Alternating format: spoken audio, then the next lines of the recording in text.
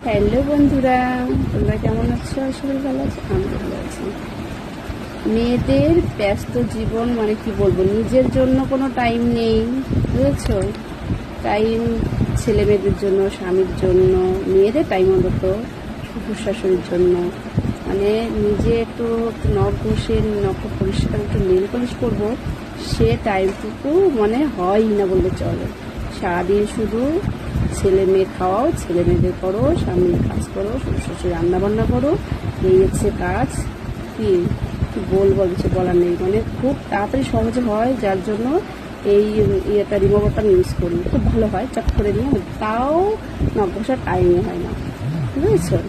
কি বন্ধুরা, কাদের এরকম হয় আমাদের মতো ব্যস্ত জীবন? কাদের আছে যে এই নখ ঘষার টাইম পাই না, নেল পলিশ করার টাইম পাই না, কিচ্ছু করার টাইম পাই না? অবশ্যই কমেন্ট করে বলবেন। টাটা।